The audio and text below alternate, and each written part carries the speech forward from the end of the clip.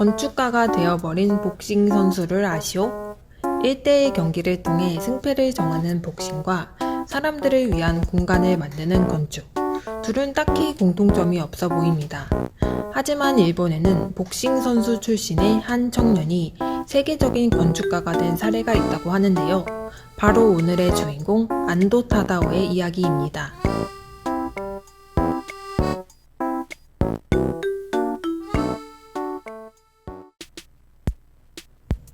노출 콘크리트, 파격적인 공간 구조, 자연과의 조화 등으로 현대 건축가들의 귀감이 되는 안도 타다오.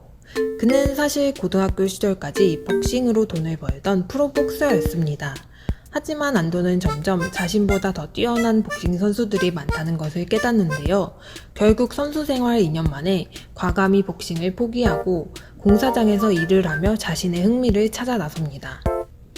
그러던 중 안도는 헌책방에서 모던 건축의 아버지인 르꼬르 비지에의 설계 도면을 보게 되는데요. 안도는 그 순간 이거구나 하는 생각으로 무작정 건축가의 길을 걷게 됩니다.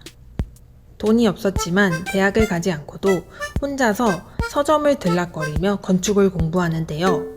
건축 도면들을 전부 외우고 아르바이트를 병행하며 새벽 내내 건축 공부에 몰두합니다.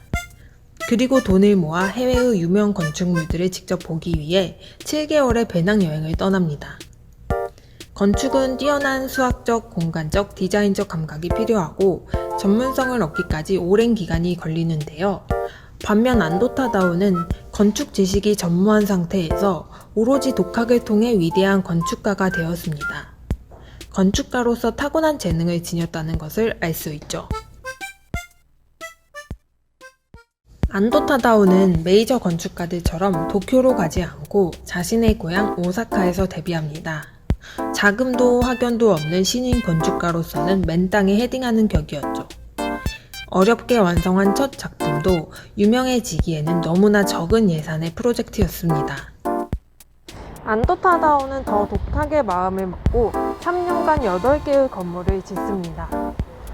적은 예산 문제는 외부 및 내부 인테리어를 노출 콘크리트를 활용함으로써 해결했습니다.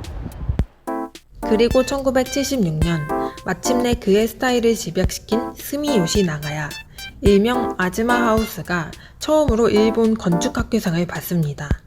스미요시 나가야는 아주 협소한 면적의 주택인데요. 외부로는 문 외에는 아무런 창이 없는 2층 건물입니다.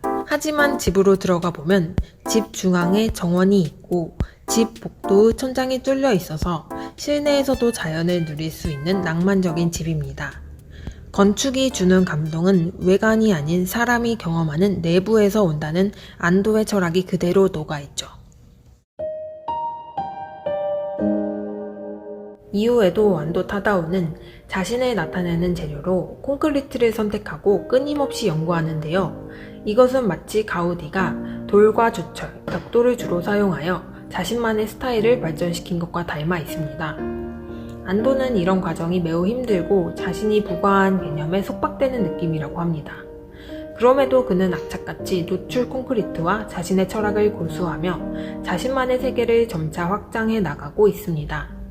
대표적으로 베니스에 지어져 있던 17세기 건물을 콘크리트와 조화시킨다든지,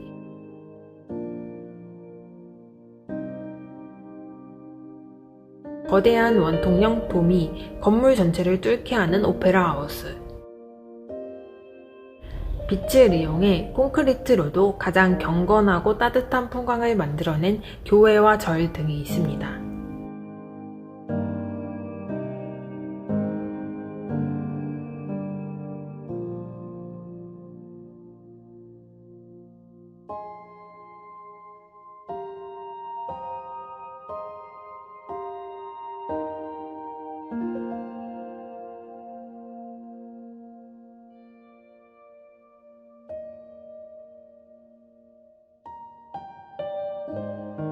해화동 재능문화센터 건물도 안도 타다오의 작품인데요. 교육문화시설로 쓰일 건물이라는 점에 착안해 길을 테마로 디자인했다고 합니다.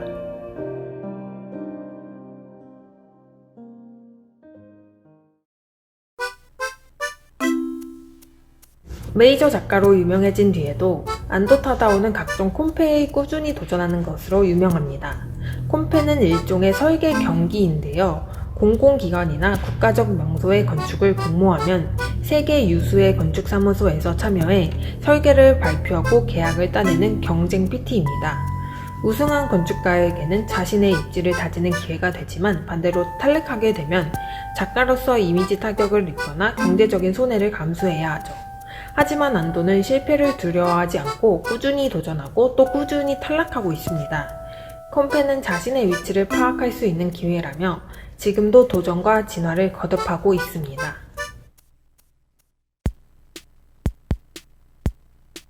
독학으로 시작해 지금까지도 계속되는 안도 타다오의 도전 정신. 그의 이런 포기하지 않는 마음가짐은 마치 복싱 선수의 모습과도 닮아 있습니다.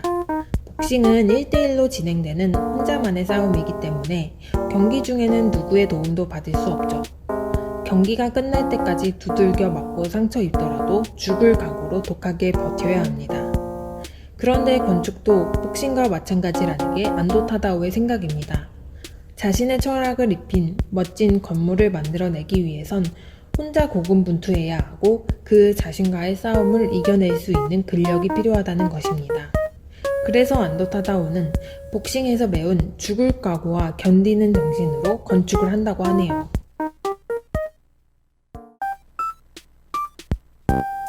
지금까지 안도 타다오의 천재성과 더불어 그의 독한 면모에 대해 알아보았습니다.